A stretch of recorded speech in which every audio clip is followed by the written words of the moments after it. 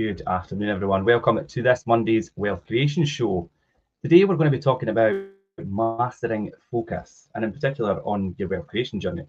So, obviously, this is the Wealth Creation Show. So, mastering focus while trying to create your wealth is really important.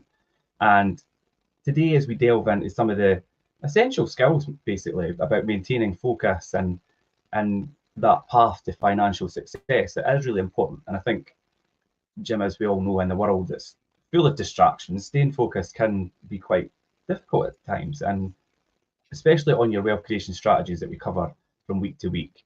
It can be a bit of a challenge, but I think today, if we go through it quite methodically, people might be a bit more reassured listening to what we have to say, and hopefully equip people with tools and techniques to kind of conquer those hurdles of trying to stay focused and trying to discipline. And there's quite a lot involved, and it can become a bit overwhelming and challenging sometimes. Yeah. Well, focus is everything there. Just like what I'm doing right now. Yeah. Was I really focusing on what you were saying? No, possibly you not. But I kind of heard what you were saying. I understood. Yeah, it's absolutely, focus is everything. It's a classic example. If you tend, when you focus on something so much, like a dot on a wall, just a dot on a wall, what happens with the dot is it becomes more and more prominent. And then after about a minute, you look away and the dot's still there. Yeah.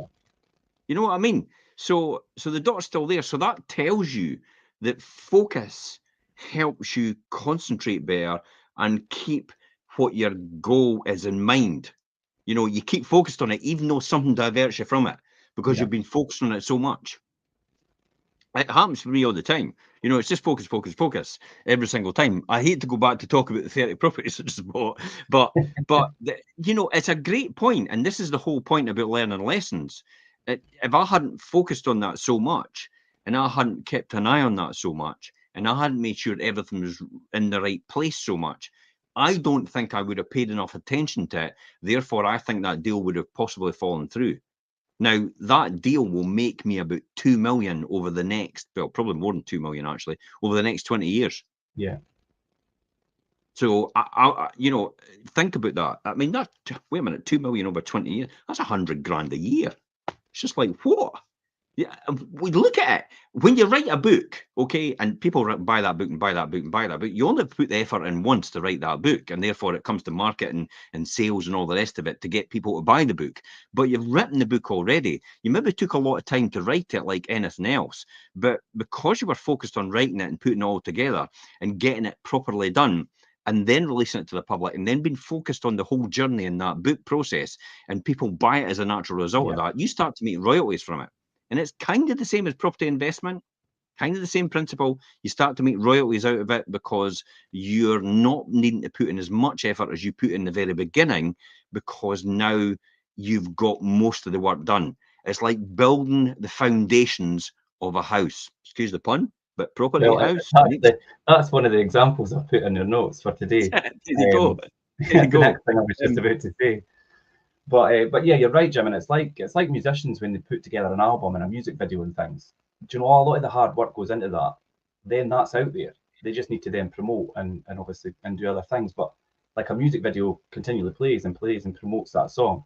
So it's the same kind of premise. And I think before we go on today, I mean, it's good to delve in and kind of understand maintaining focus is really crucial to your journey of wealth creation. And it's like you say, Jim, imagine building a house without solid foundations. I mean, it's bound to end up collapsing in a very short space of time without the right foundations. So, yeah, similarly to focus or your financial endeavors and things, they will crumble if you've not got the right foundations or you've not got the right focus on what you're planning to achieve and how you're going to get there.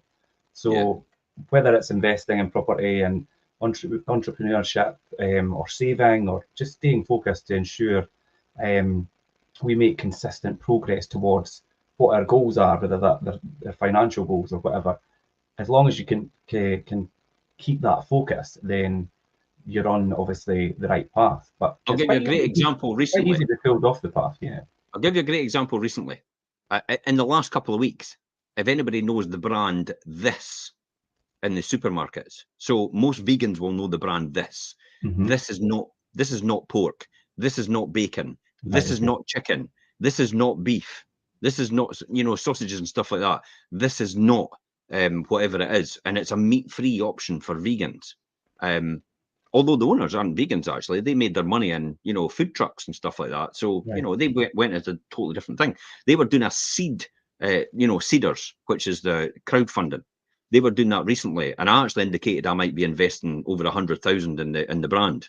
Now, I went round in the last crowdfund, and I deduced at that point in time that the margins are too tight, and there's no intrinsic value in the brand, and no real patents that you could actually monetize and value, if that makes sense. But now they've come around again another year later, and they're doing a round again. So I've actually indicated again, and the owner said to me, you know, do you want to have a Zoom meeting or something like that? We could have a chat about, because it would be a major investment to them.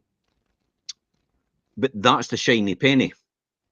Distraction. As far as I'm concerned, that's the keep me, you know, that keeps you off your track. It keeps you. It's like, wait a minute, what about this? When in actual fact, it's like, well, wait a minute, hold it. You're making a really good, decent amount of money just right now. So why on earth are you looking away over there? And this is all this thing about people talking about, oh, we need to diversify our portfolio. And it's like, no, we didn't. We just need to make money and be the specialist in what we are best at. And then if you want to put something at something else that somebody manages and it doesn't take your time, then feel free to do that. But so you can see how these things remove your focus, because people actually, it's the grass is greener, isn't it? Yeah, definitely. And I think identifying distractions and how they could really impact what your ultimate goal is, and how it's going to maybe deter you from getting there when you should get there, or maybe completely take you off track and you wouldn't reach there. So it's good to identify like the common distractions and things that would hinder your focus, and those things come down to, when we talk about a lot like social media and people on social media that maybe will catch your attention but really aren't who you should be listening to or following, or, you know, depending on what your business model is and what your goals are. Procrastination. If you don't want to increase your wealth, and you don't want to make lots of money, or you don't want to, you know, you don't want to elevate your success, then don't bother listening to this at all. Go away somewhere else. Don't waste your time watching this or listening to this at all. Social media could be such a brilliant thing if it's used correctly, or you apply it to you, or you apply it to your journey or your goals, or where you're planning to be correctly. And if you're not planning to create wealth and things, then you shouldn't be watching the Wealth Creation Show. Procrastination is the big one. We done a whole show about that last week. That's a big thing that could distract you from what you're doing. And also negative influences, and that could be the people around you, you know, or like we say, people that maybe selling courses and all the rest of it. So don't get yourself. Here's the one for negative influences. Don't get yourself sniped. Snipe. Yeah, susceptible to the negative influence of other people. So don't get sniped. So don't get sniped. Susceptible to the negative influence of other people. So make sure no one else is negative to you. You see it all the time when you go on and you post on local community pages. You've got all the nutters of the day. You know, the troll. Come on, you see it on TikTok. There's people asking me, are you the boy that builds the scaffolding, or are you the boy that's on the oil rigs or something? Oh, they're making up rubbish. They're just trying to distract me. It's funny. But it's like, get a life. Go and do something else. What is the point? That's pointless. But people could be lying on your deathbed thinking to yourself, I could have got that out to do something else. Yeah. But it's amazing how much people can get caught up in that and get caught hook, line, and sinker by people that's trying to antagonize them and influence them with negative behavior, and it really will divert you from what you're trying to do. And these will just waste your precious time and ultimately derail you, and really they'll derail you from your financial aspirations. And if you do the wrong thing and listen to the wrong people, it could cost you as well from a financial point of view. TikTok's bad for it. TikTok's algorithms know exactly what to do, don't they? As soon as you try to get out, they keep you in, and you try to get out again with another video, and then they know at least 3 attempts to get out, most people will actually watch the next video. That's what they're doing every single time, and every single thing on TikTok is geared to sell you something. They're not interested in doing anything else other than that. They just want to sell you something. At this point in time, we don't want to sell you anything. This is just historical. This is a learning opportunity. We talked about this during the week, Richard, I think, on one of the shows, or maybe actually last week's show. This is a great. It was the actual property chat we talked about this. Everybody wonders why on earth are you doing the wealth creation show? What is all that about? But this is a golden opportunity to reinforce my education, and also for you to learn as well at the same time, and then for me to leave timeless content for the next generation of my family and the generations after to learn from as well what I understood.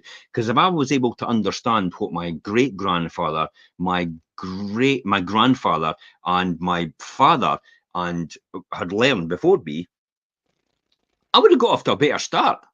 Yeah, if you had all that at your fingertips to refer to, that would save you a lot of time. And, you effectively stand on the shoulder of giants. And this is why I watch a lot of other people's more successful, vastly more successful, way more successful than me, like billionaires. This is why I watch their podcasts, and scientists as well, and psychologists, and all these different people and they're experts in their fields. This is why I listen to their podcasts, because it's the amount of information I can learn in order to keep my focus on what I should be doing. So these are not distractions that I'm getting. These are actually building on my knowledge and my expertise, so we can put it down in timeless content on these videos now, so generations of my family to come can learn from that. I'm too lazy to write a book. That's effectively what it's down to. But video, as we are all too aware, is the way forward. And this is just, you don't get any more interactive than this. And like you say, it's timeless, Jim. It's on here, it's on our YouTube channel, it's on the playlist there, and it'll be there for forever. It'll be quite actually interesting for us to look back even in years to come. But because who would have thought? I mean, what we're on 112 episode we're on. Yeah. So here's a good one from Corey. Corey says, any advice on getting it properly, specifically short-term letting? Corey, message us your contact details, your number and your email address, and then I'll get Richard to give you an invite to our next property chat, and that's where you can learn from other people in that field as well. Yeah, it's a good mix of people from different areas and things as well, so it's quite good. It's filling up quick, so email and you'll get the link for that.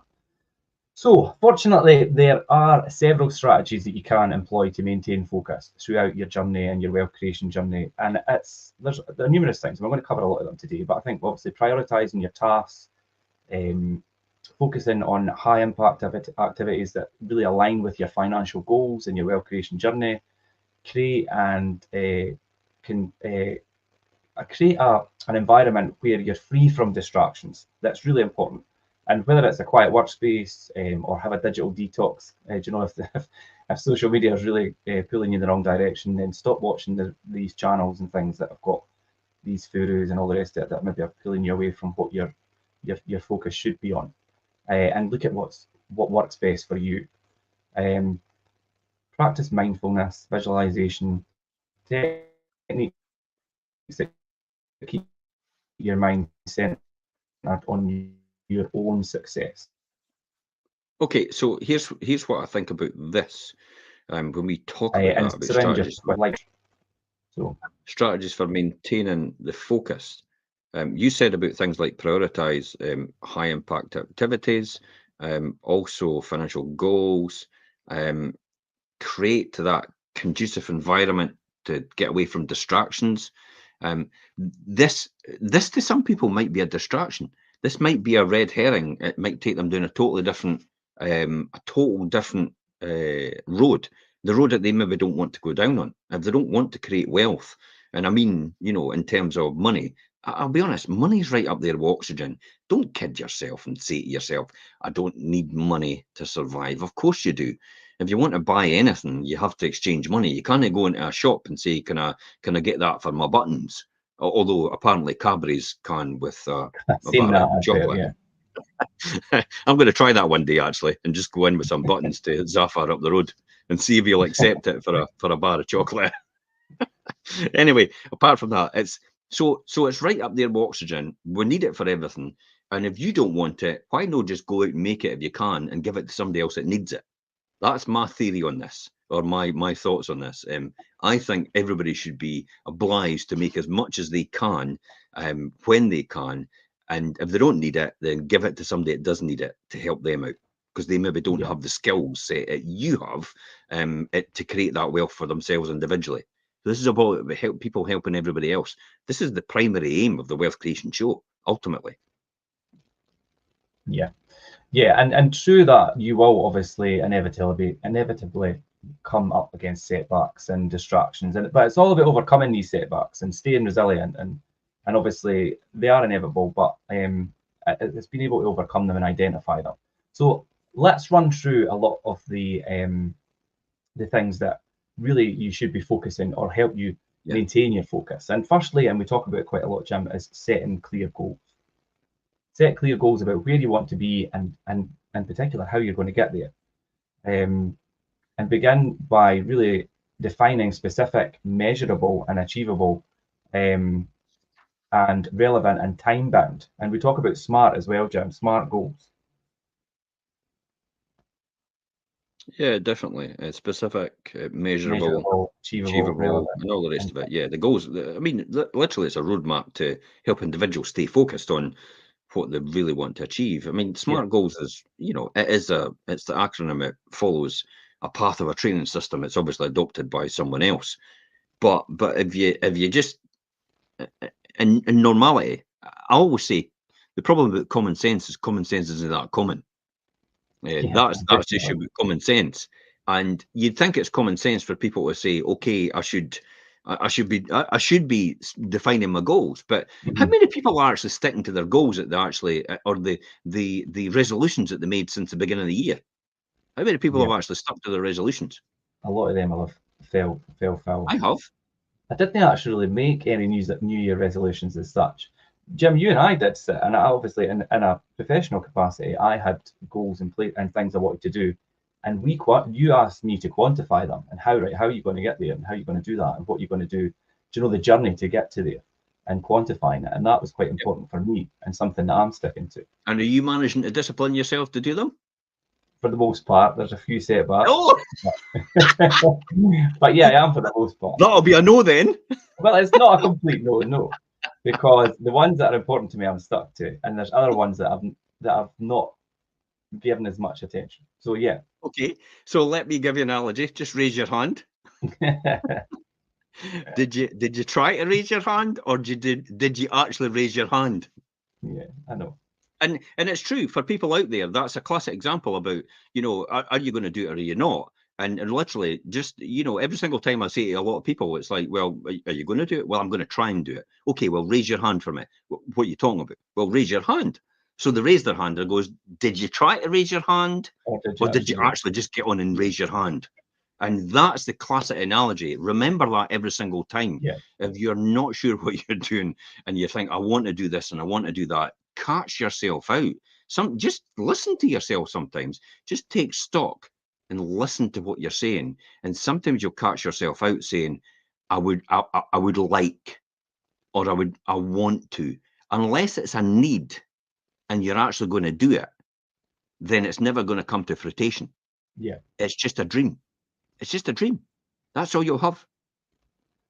So that's why it has to be, you have to sort of define it in some sort of way. And I know it's difficult to do that, but there is a lot of people out there, for example, the SMART goals, which could actually help you define your goals. And sometimes it's a lot about jumping up and down, getting a bit crazy, getting your energy levels up, listening to some great music you love, and then sit down with a pad and a pen and just keep going and keep going and keep going.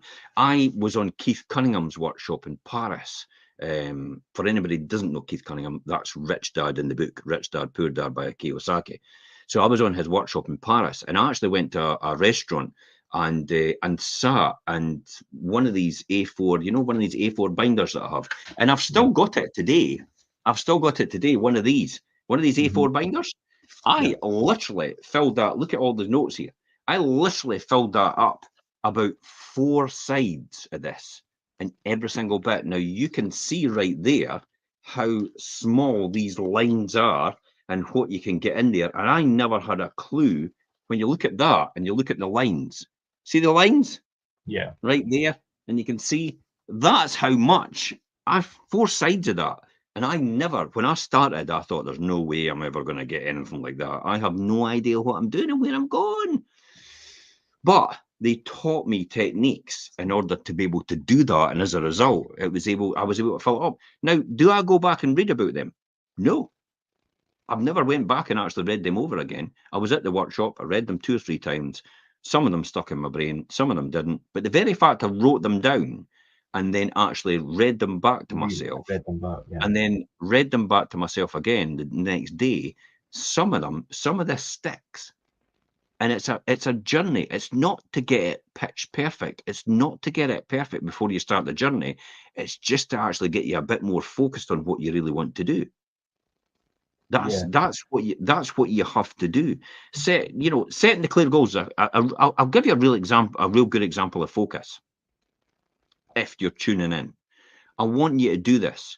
I want you to stand at one corner of your garden, okay? And I want you to look at the other corner of the garden and look at it, okay? And you're going to walk in a straight line to that other corner of that garden, but you're not going to look at it first time round. What you're going to do is you're going to look at the ground, and you're never going to look up there until you get to that other side of that garden. So you're going to walk over step by step, just looking at your steps. You're not going to look up ever again, and see how easy it is for you to get over to that other corner. And then you're going to come back, and then you're going to look at the other corner of the garden. And you're going to keep looking at it every single time now, and you're going to walk over towards that other corner of the garden from the corner that you started at. And I'll bet you any money in the world, the second time round, you will walk a straighter line to that target that you're aiming for than the first time round. We're looking at the ground all the time. You've kept your eyes on your goal, yeah. You've kept focus. Yeah. You've focused on what you're wanting to achieve. You've focused on where you want to go. It's keeping that in your mind all the time. That's why I wrote down when I started, I will have 44,000 properties. That's a mental figure, eh? I will have 44,000 properties in 40 years. That's what I imagined I would have on a spreadsheet. Now, I'm not anywhere near that. But my point is, I'm a hell of a lot better off than I was before I started. Yeah. Because I kept some sort of goal in my mind about how to achieve that. And then I adjusted.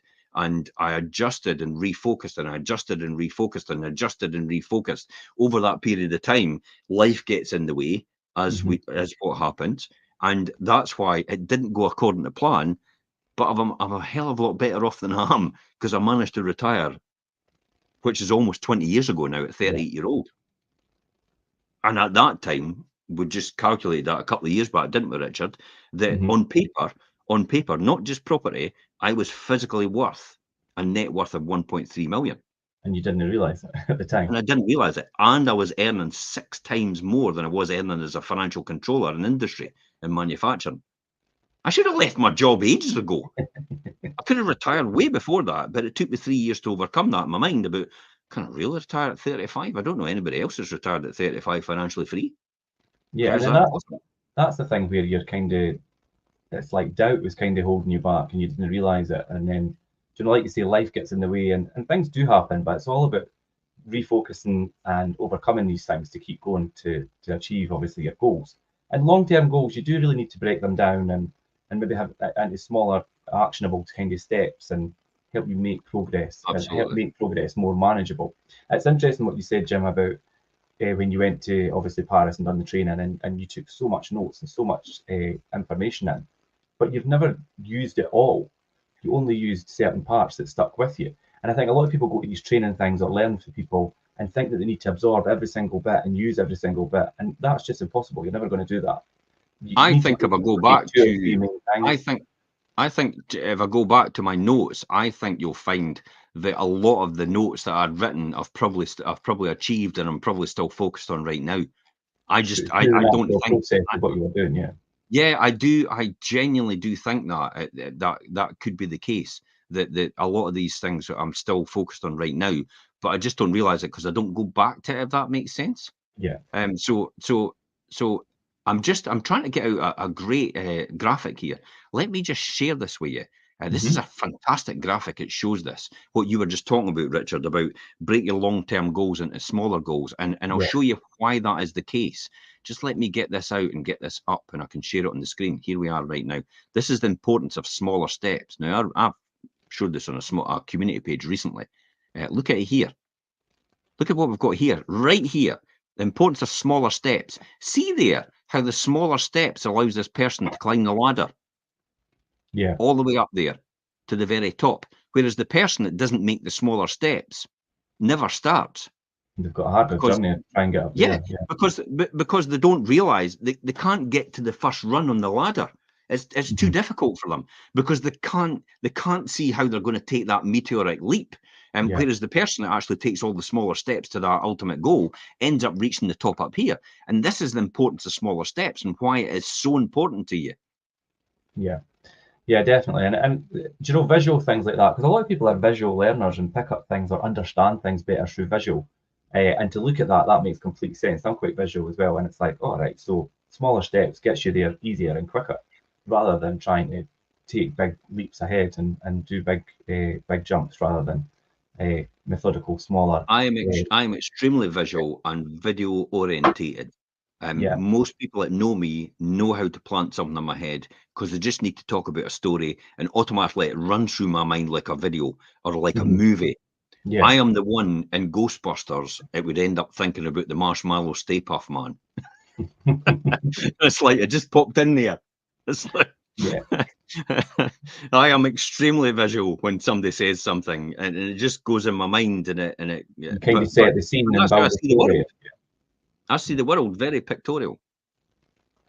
Yeah, and a lot of people are like that, and like you say, that's a good example of demonstrating that with that picture there. What so about how can we develop that financial plan then? Yeah, well, I mean, really having a financial plan is so important, especially in your journey for wealth creation. And if you're doing property investment or anything, do you know, you need to think about the numbers and having a financial plan and creating a comprehensive financial plan that really outlines like income, expenses, you know, taking your savings and consideration, investments, and we've spoken a lot as well about if you're trying to start out on your financial and wealth creation journey, look at your debt management, look at your financial position where you are now, sort that out first before you try and delve into doing investments. Because if you're not in a good financial place at the moment, you need to really get that under control. Debt management is key here. So debt management, most people are in debt. Let's be honest. Most people, if even people earning an absolute fortune, are what I call broke at a different level. In other words, instead of having the cheapest car going, they've maybe got the most expensive car going. It maybe costs £100,000. It maybe even costs £1,000 a month to lease. You know, they've got all the money and the income coming in, but they're just broke at a different level because they've just got more expensive things. If that makes sense. Buying things to impress people they don't like. Years ago, it was what was it? You're broke on egg and chips or broke on steak and chips. And I was young at the time, but I didn't really. And now it makes sense. Now it's all coming back. Yeah. You can be broke on egg and chips or broke on steak and chips. It's just the same thing. You're just broke at a different level. And that's how most people are in this country. Most people run out of money before the end of the month. And they have to think, because you see that every single time. It's like the pubs are empty, you know, before the end of the month. And then as soon as payday hits, it's like the pubs are full and everybody's buying stuff again. And social media and all that, and all these different companies know exactly when to hit you because they know when payday is. So that's when they start their campaigns and stuff to get you to buy their stuff. So you've got to watch out for that. So debt is one thing you need to manage, definitely. And in order to get out of debt, so get good, get out of debt. Right. So it's time to get good at this. So get out of debt. Start managing your debts. Take the debt that's got the highest interest rate and start to work on that. Okay. And once you get that down, take the next highest interest rate and take the money from the highest interest rate you were putting in and put that into the next highest interest rate and start to obliterate that. If you don't do that, you're going to be like this for the rest of your life. You ain't going to be retiring. You will not be retiring at all anytime soon. You will literally work till you die. That's effectively what's going to happen. Budget's coming up. Jeremy Hunt's going to stand up. and he's going to stand up and he's going to tell you you're probably going to end up paying more tax in some roundabout way. And we have an economy which isn't sustainable. So face facts. You can't control it, but you can plan for it, if that's the sense. And by putting away and making sure you can make more income about what you're doing and how that happens. And that comes out of this comes out of financial planning. But I don't mean about, going to a proper financial planner. I just mean taking stock of your current situation and actually cutting back on the crap that you're buying. I'm a big fan. We don't really go for Heinz beans or Kellogg's or anything like that. It's like, Lidl's will do, Crownfield, that's fine. And it's Lidl's, Lidl's, I can't remember what their beans are called, but they're brilliant. Newgate, that's it. Is it Towergate? They're Newgate or something like that. Newgate or something like that, and it's like, it's about a third of the price. Why would I need to buy it? Because most people want to buy these sort of brands because it makes them feel good at that point in time. But then when they look at their wallet at the end of this, it doesn't make them feel good after that. They don't realize what's happening here. Right? I literally went in for, Elaine went, let's stop at Asda's for loo rolls. The bill was £141 for loo rolls. And it's like, my God. And that was, we ate before we went there deliberately. It would have been worse. It probably would have been 200 quid just to buy loo rolls. That's mental. Asda's is ridiculous. But you see how they get you. You see how this thing happens. And, so you've got to develop a financial plan and you've got to discipline yourself to stick to it. That's the key here. You stick to this and it's only a matter of time before you're financially free. This is why I keep talking to everybody saying, if you listen to the Wealth Creation Show and you apply all the knowledge and information you put in the Wealth Creation Show, you will literally be a multimillionaire in the next 20 years. And folk go, and it's like, but it's all about having the right mindset. It's all the information I know, and I'm putting it down in black and white for you to follow. And all you need to do is follow that path. And if I've done it, you can do it.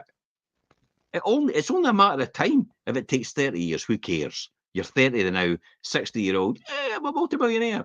It's a lot better than saying 60-year-old, I'm having to keep working because I can't afford to retire. Or even if you're partway in between, even if you make another 5,000 a month, that would be great. Another 60 grand a year to make. And even if you had some assets to okay, let's sell that now and realize it because we want to do this or we want to do that. We want to help our children through university. We want to help someone else. We want to help our community. We want to do all these different things. But if you're not going to do something now towards it, you ain't going to be able to do that later on in life.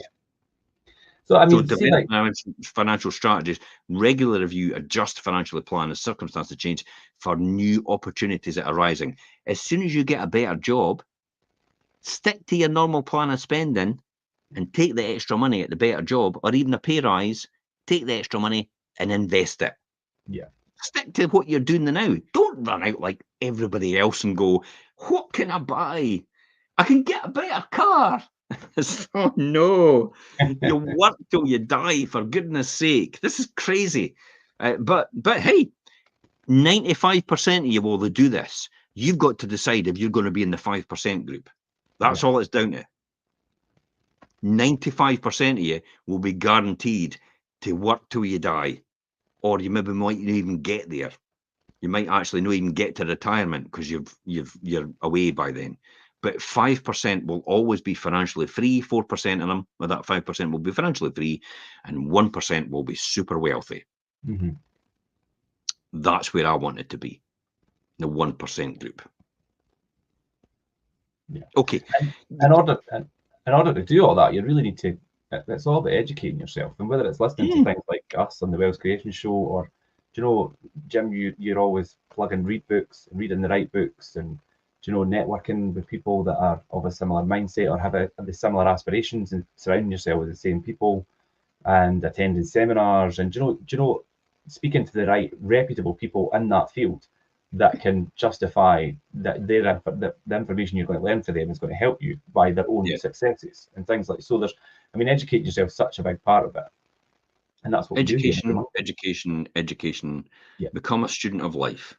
And just get used to the fact that every single day you're going to learn something new, whatever that is. whether it's in psychology, whether it's in business, whether it's in, you know, financial planning, whether it's in savings, whether it's in discipline, whether it's in persistence, whether it's, you know, all these different people. EastEnders isn't going to set you free. Either as Coronation Street or Emmerdale or anything like that. Love Island certainly won't do it for you. God, no. What's the point? Go and spend that time on something that's more productive. Discipline yourself to do it, and it will set you free.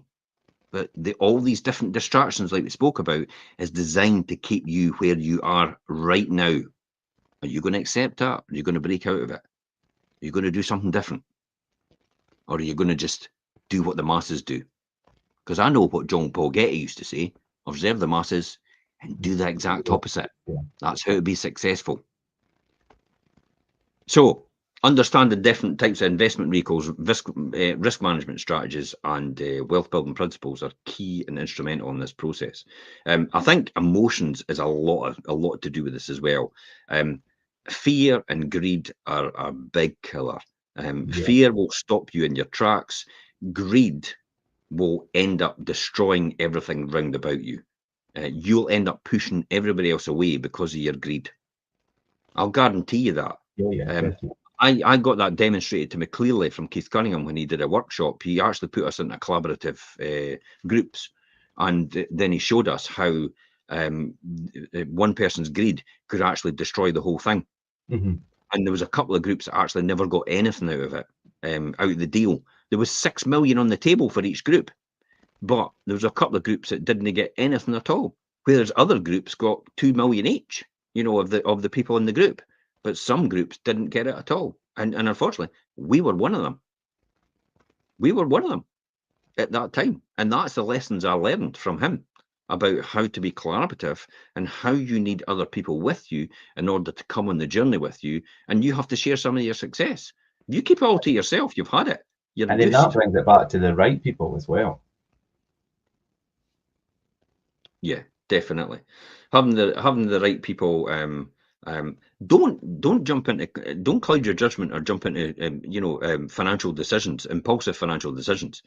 I am very slow to change things, definitely. Mm-hmm. But when I know the time is right, I will change. When I know, because why would you want to upset? Whereas a lot of people are quite impulsive on, I'm an entrepreneur, I'm an entrepreneur, I'm an entrepreneur, and they keep convincing, I'm an entrepreneur. You could be an entrepreneur all you want, but I would rather be a rich, boring person than an entrepreneur that doesn't make any money and has no traction. Yeah. A board pays well all your life, by the way. It really pays well. There's a lot of bored people out there that are billionaires. So then you say about obviously avoiding like emotional decisions and things, and then we talk about discipline, and it's really, I mean, sticking to a predetermined investment or savings strategy or whatever, regardless of like market fluctuations and things as well. You need to obviously stick to what you've set out to do, and don't let things, again, it's distraction, and think, oh, am I doing that? I should have been doing it this way. If it's working, stick to it like that. Yeah. Yeah, definitely. I think stick to your knitting. Yeah, that's again. It's like Keith Cunningham. It's all coming out today. Yeah? Stick to your knitting, and do you eat your own cooking? That's a really good one. In other words, these property gurus or so-called gurus and everything that they're doing, do they actually follow what they're actually trying to teach? Yeah. This is a classic example. We used to have people all the time, business studies. This is why some colleges, if you look at the lecturers in the college that do business studies, Harvard, for example, it's all people that have been successful in their careers. It's all people that have been successful in industry that are going to be lecturers at Harvard. Why is that the case? Because they've got the experience and wisdom. Why would you want to learn from an academic that's read a book and went and passed the course? By the way, that's our Scottish government. I knew you were going to say that. How on earth can a 31-year-old person have any business acumen if they've been a career politician all their life? And that's who we've got in charge of business in the Scottish government right now. Yeah, it's a wee bit of Charlotte. And they had the nerve to put a photograph on social media to emphasise, and I'm like, you're having a laugh here. That's crazy. How could someone that has no business experience represent business people in our nation and actually learn to do the best for them. And it's like they've got one person that built Skyscanner or had an introduction. One person, is that it? You're taking advice from one business person that maybe made a bit of success in Skyscanner, but really, I'm not really sure if he's done anything after that. And you're sitting there standing next to him. This is the Scottish Government, Humsif, and the Minister for Business, standing there as if they're the best buying beer. And it's like, what? A big round table of business people that know what they're talking about is the answer.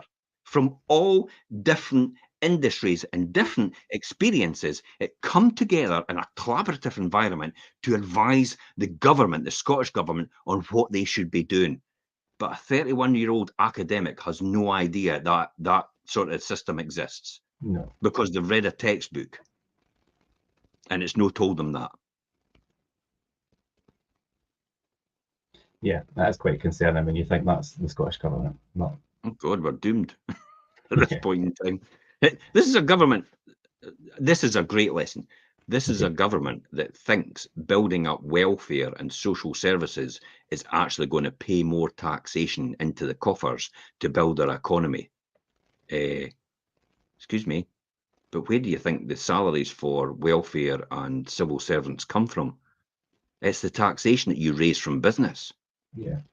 So it's business you should be getting to build in a thriving economy with all that coming in, not social services, because that's the byproduct that you can invest the taxes into. This is like Greece. It's like lives on civil servants and social services is 80% of their economy. It's like they're doomed. And that's why they have to go to the bank and actually borrow money, because they need it to pay all these salaries. They've got no industry. Everybody's helping everybody else, but nobody's actually generating any money.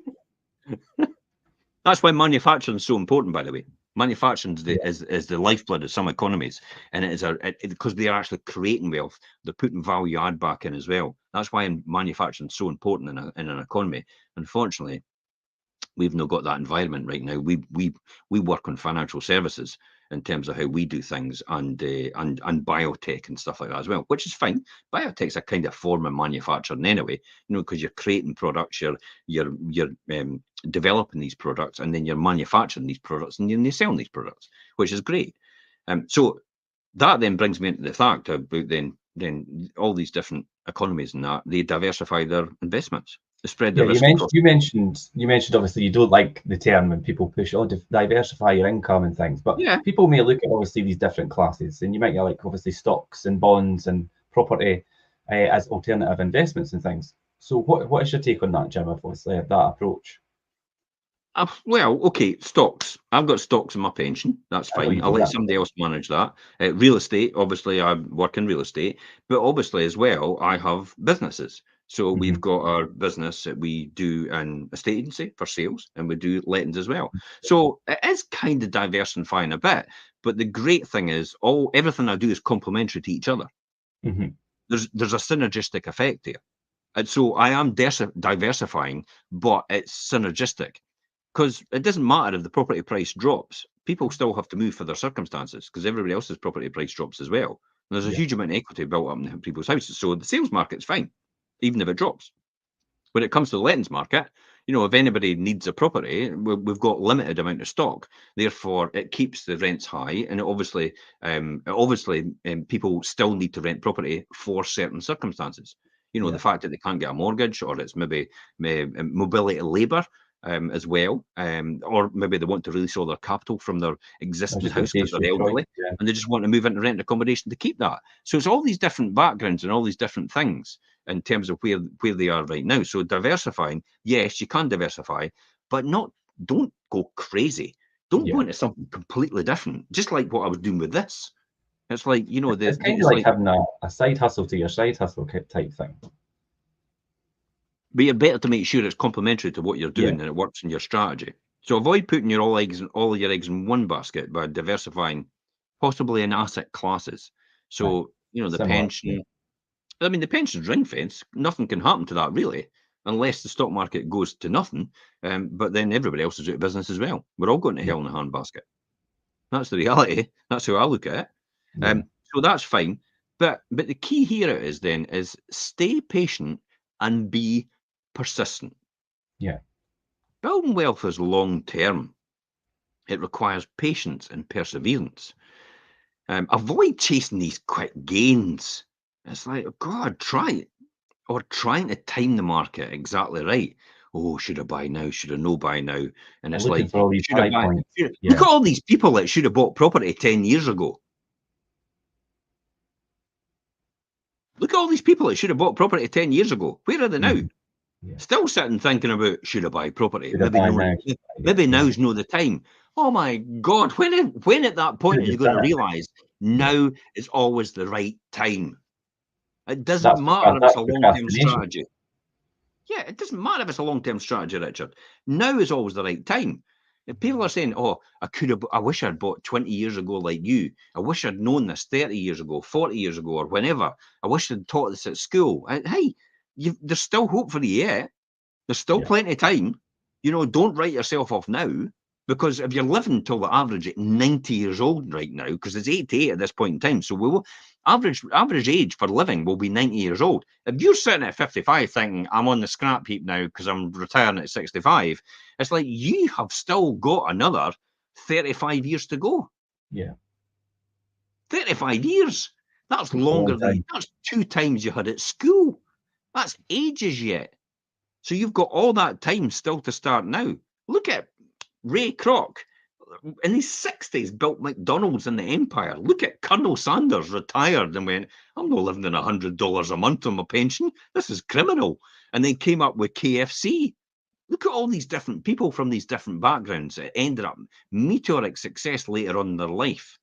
Look at Bezos. He never started when he was 12, Amazon. He started when he was almost in his mid-40s, I think it was. That's when he started. So, there's no time like the present just to get going. So don't chase these quick gains. Sustainable growth over time is the most important thing. Yeah. And being persistent and staying where you stay with it. Stay with it, because every dog has their day. There's always ups and downs in every cyclical movement. And when there's an up, there'll be a down. And when there's a down, guess what? We're going up again at some point in time. All you need to do, I liken it, if you're on the surfboards, how you paddle, and you get the guys that are paddling, the people that are paddling in the waves, and they're just waiting for the right wave to come along.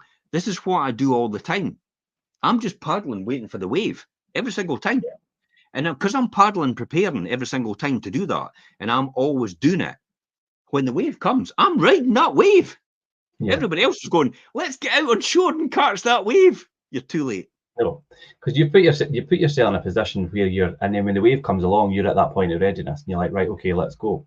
What's point of readiness, Richard? You've hit the nail on the head. When opportunity and preparation meet. Yeah. Preparation. Learning, become a student of life, understanding. The opportunity comes along, bang, we are riding this wave. Yeah. Why do you think we never furloughed in lockdown? Yeah, I know. Why do you think the both of us, we are not furloughing. We are going to paddle and paddle and paddle and prepare and prepare and prepare. So when that wave hits, we're going to ride that wave. And we did. And that paid off for us. Yeah, definitely. Yeah, absolutely. That was the right decision for us. Every single time. Ride that wave, prepare for that wave, and paddle, and keep doing that all the time. This is about tracking your financial progress as well regularly, and review income, expenses, investments, and return on net worth as well. Yeah. Now, one thing I forgot to do, obviously, when I was in industry, when I was 35, I never really took stock about how much I had built in wealth. I never took stock about how much I had coming in, because every single time I never lived on it. And I got so entrenched into this mindset of a pensioner. I've not got enough money, I'm going to run out. Right. And yet you look at their bank account and they're loaded. Mm-hmm. They get into that. My mum's like that. It's like, I've got no money. It's like, Mum, you've got a £500,000, £600,000 house you're sitting in. Yeah, for God's sake, you tell me you've got no money. And it's like, oh, but they don't. You get into that mindset. You get into that mindset of poverty. the poverty mindset. You got caught in that trap. You start to think about all these different things. So when you don't realize you've built all this wealth. That's how some people pop their clogs, and it's like they've left 3 million, and you're like, what? They were down the pub pleading poverty every single day. Yeah, it's funny how people's minds, their perception of things is construed in that way. Like attracts like. And when they start to think like that, they attract people like that, and then they all getting down in that pit, and they all start going round in that pit, walking round in that circle and saying, "Woe is me! It's terrible and it's difficult and it's And then somebody like us comes along and sticks a ladder in it and goes, "Who wants to get out of that pit?" Yeah. 5% get out of that pit, by the way. The other 95% stay exactly where they are, even though they've got the ladder to let them get that. Yeah, and that kind of brings us to really seeking the proper guidance and things for people in the professional field, and whether that's financial advisors or somebody that could provide you with personalised guidance. Whether that's a mentor or somebody that's obviously got the same or had the same aspirations as what you have and been successful at it, and that's really based on your individual goals and things as well. And that's really important to seek that guidance from the right people, but be cautious of potential conflicts of interest and things as well, and ensure that advisors act on your best interests and are aligned with what you're trying to achieve. That's a really important thing. Yeah, definitely. And it's like what it's like, we've got a comment on here. I'm not going to see who it is, obviously, because I don't want to see who it is. But she says she started at 62, crashed and burned, and going again. I lost a third of assets to gurus, in other words, the furus, and one con man. Not bad, really. I mean, that was quite good, actually. You got out actually and still maintain 2/3 of what you had, and you probably realise that. But in life, it's either a lesson or a blessing. So you're right, it's either going to be a blessing or it's going to be a lesson. And believe it or not, things like that happen to you. I often look back on it and think that actually wasn't really a lesson. That was a blessing, because I wouldn't be where I was without that experience today. It's like everything that's happened before me. Everything that's happened before me has actually led me to this point in time. Why on earth would I change that, even though it was horrible in some occasions? Why on earth would I change that? I would not want to jeopardize where I am right now. However, I'll bet it all on black tomorrow. Monte Carlo or bust. But a good calculated risk, though, where I've guaranteed my success before I start the journey. But it looks like that, but it's not. It's like, I have that sort of Monte Carlo or bust attitude, but really, I've actually planned it all out beforehand, so I know exactly what the answer is going to be once I start on the journey. Yeah. So you can be, professional guidance, risk tolerance is important. It's back on these shows that we did in the Wealth Creation Show. Be cautious of potential conflicts of interest. Ensure the advisor acts in the client's best interest. In other words, you sometimes maybe get an advisor who actually errs on the side of, oh, let's go with this financial product because they'll get more money out of it. Yeah. So I think there's a lot of good things there, obviously, educating yourself and making the right decisions and setting goals and staying patient and having the right people on your side and ultimately achieving your goals through wealth creation and your financial goals. But one thing that's important, and we obviously talk about it quite a lot, Jim, is that's not really worth anything if you don't have yourself. And then that brings us to maintaining your own health and your lifestyle, and your physical and mental well-being are really essential to sustain focus and really your productivity and how productive and proactive you are. So you really need to prioritize your self-care, look at exercise, your nutrition, your stress management techniques, and maintaining yourself in peak performance, or you won't be able to have that focus or mindset and be successful in what you plan to achieve. Yeah, I would agree with that. In my 30s and my 20s, I just went hell for leather. I never ever focused on anything like this at all.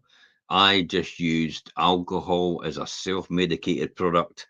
In other words, if you party hard and work hard, that's the way to build wealth. That's the way to be successful. Sleep's for wimps.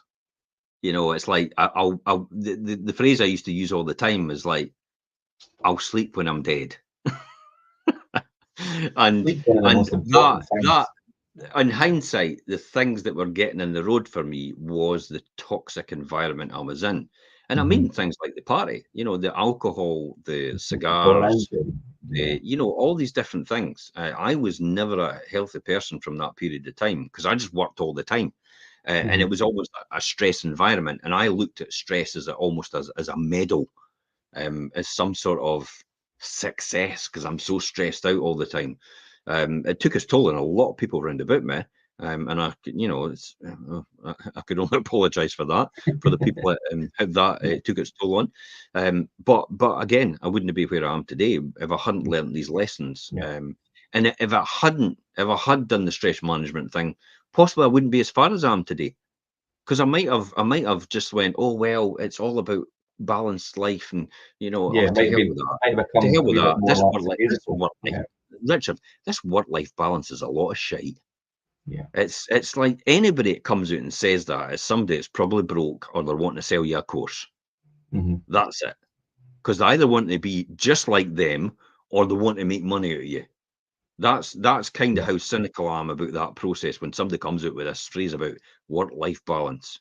And that's not to say, I mean, we're not saying don't spend time with your family or do things in your personal, because it's like, but listen, to hell with the family. It's like but you've got to appreciate the vision that I had later on was my kids coming to me and saying, Dad, I need to go to university. Yeah. Can you help me? And me saying, and this is the vision I had, me saying, well, I kind of never really did anything to make any more money in what I was doing, and never really saved anything for a rainy day. And we just spent every bit we had on cars and holidays and having a great time. And you had a great time as well, Tony. But I tell you what, I had a great time as well. Come and have a look at some of my pictures and my trophies. But you're not going to get your university education. I'm not sending you to university, so unfortunately your education is going to have to suffer. Yeah. That's what a lot of people do. I've had that recently with someone. They had to drop out because their parents couldn't afford to put them through. But I know their parents are effectively pissheads, for want of a better phrase. Okay. And I'll say it as blunt as that. Because this isn't an exercise in being nice to people. This is a tough love thing. This is this is where we are right now. And if my next generation, my family is watching this, I want to make sure they understand that concept. And they're not just washy-washy about the thing, about this work-life balance carry on and maintaining a healthy lifestyle. Yes, you can maintain a healthy lifestyle. Yes, you can go out and run. You can make sure, and I do that. I swim, I run, I cycle, and I do that a lot. And I now have managed to take some of my workload and actually put it to virtual assistants and PAs. That's exactly what I've managed to do, because I've understood it doesn't need to all rely on me. The world won't fall apart if I don't make the decision. Someone else can make that. It's fine. It might not be the exact decision I wanted, but hey ho, that's just the way it works. Thanks, Instead of making 100,000, I might just make 80,000. It's like, really? I think it goes back to the carry on about you don't need to keep pushing yourself all the time. It doesn't need to be perfect. Yeah. Done is better than perfect. And sometimes done is just not perfect. It's just like jump out the window, learn to fly on the way down. Yeah. I think as well, through people's journey, and if you are set out to, if you've got savings goals or you're trying to pay off debt, or do you know what I mean? If you're looking to, if you're investing and you hit a milestone and things, I don't know if maybe celebrating these milestones is the right word, but maybe definitely acknowledge the fact, God, I've got past, I've cleared that debt, or if you've set out, like yourself, Jim, you set out to invest in X amount of new properties and done that and thought, right, great, I'm there, I've done this, what's next? Make that acknowledgement of your milestones throughout your journey.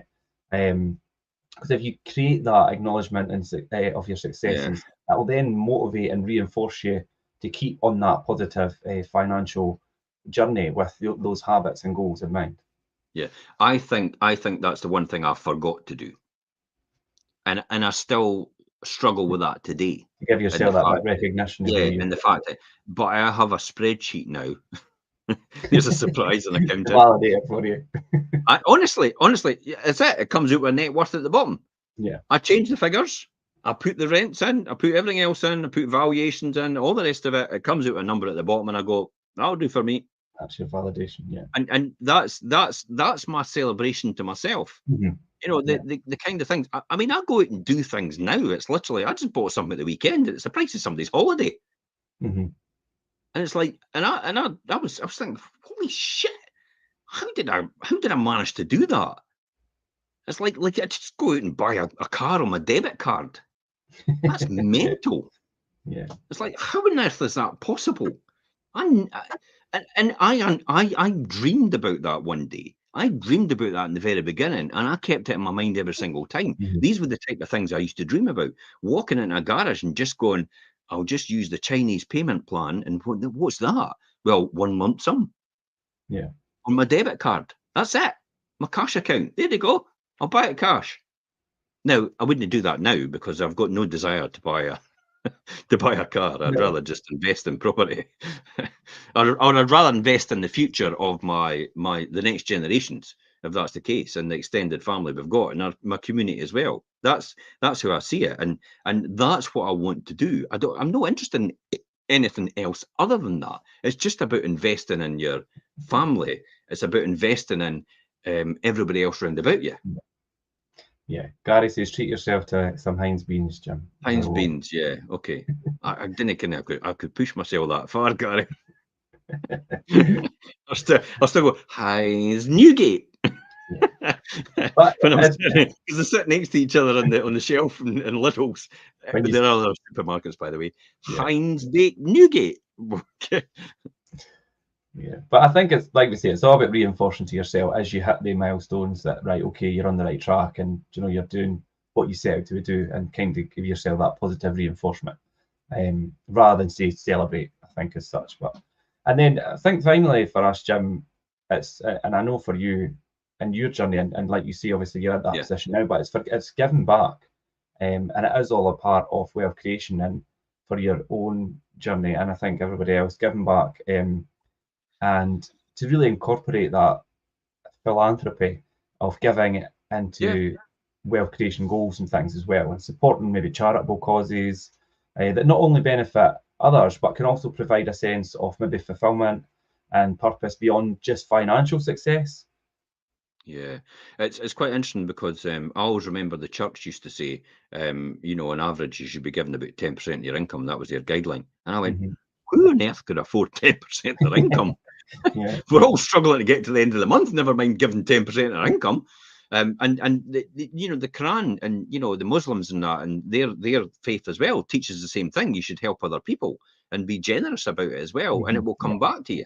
And I never used to get that. And I thought, God, how can I ever afford that? But I actually do a lot more than that now. If I take my income on account, you're probably talking about 30% of my income goes back into the community. Yeah. 30%. That's mental. I would never in a million years have thought that.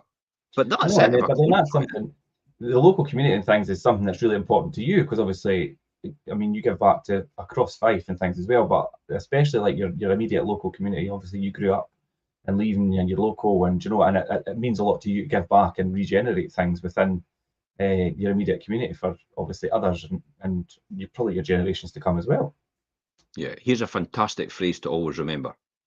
There is only so much you can have or make, and the rest is just for show. Sure, yeah. How much of a showboat are you? Are you really that What does type your of person? Instagram look like? Are you really that type of person? Yeah. You've got to think about that. I mean, I'm just know that type of person. I still get uncomfortable. You know, things like, you know, Necker Island and Richard Branson and all the rest of it. I still get uncomfortable at things like that.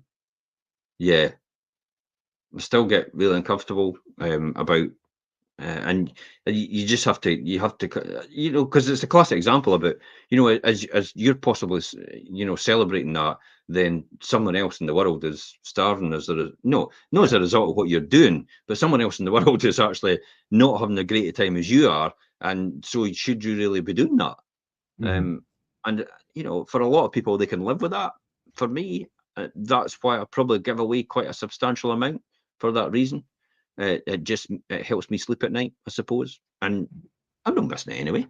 Don't make any difference. No, I think for anybody that in this country, obviously, there's a lot of things that go on, and people maybe think that things are hard and all the rest of it, and they are. But if you put it in comparison to how people are in say Israel, Gaza, Ukraine, I mean, could you imagine in comparison? When you look at Ukraine and you look at even Russia and the carry on that's going there, and you look at Gaza and as you said, Israel and the carry on that's going there in the Middle East and everything like that as well. God, have we not got it so good? Yeah, I know. Life in comparison is just. And yet, somebody sitting in the doldrums right now on the local community page is moaning about the potholes in the ground, and I'm thinking to myself, oh my God, there's a bigger picture than that. Yeah. Definitely. It's like, it's no the potholes. What about everybody else that's suffering as a result? And we're not going to get everything fixed at the same time. We've just not got the resources for it. Just celebrate the fact that we're doing something and we're moving forward. In comparison to everybody else around the world, if you go to see the Maasai and people and in Africa and stuff like that, and what they have, they're mud huts, literally. Mud huts. It's like when you see that and you see the kids walking about to school in their nice, beautiful uniforms, and the pavements are just like knee deep in mud. They're just like mud trails. They're no pavements. No. And you kind of appreciate where you are. And the very fact that you can just walk out your door and 15 minutes you're down to the beach, and you're standing on the beach and it's beautiful sunshine, and I was going to say the wind's blowing through your hair. That's not going to happen anytime soon. That's been and gone. The wind's blowing my hair away. I said, I used to use a shampoo called Wash and Go. I did wash it and it went. It went, right. No, I mean, it's true what you say, and it's just about obviously having that perspective on things, I think. But yeah, I mean, having focus and really following like kind of the tips that we went through today, and it's not always easy, but I mean, you could always recalibrate and if you get to taking off track. But focus is so important to your journey, and if things like giving back are important to you, focus on yourself and your own financial success. And once you are financially successful, you'll be able to give back, and that is a big part of it. And I think really we'll finish up there today, Jim. Yeah, perfect. Yeah, that was good. I hope everybody enjoyed it. Thanks everybody for joining in the comments and things. You'll catch us on the rerun and the podcast, and we'll be back next Monday at 12:30. Yeah, bye-bye for now. Okay, Jim. Cheers. Bye.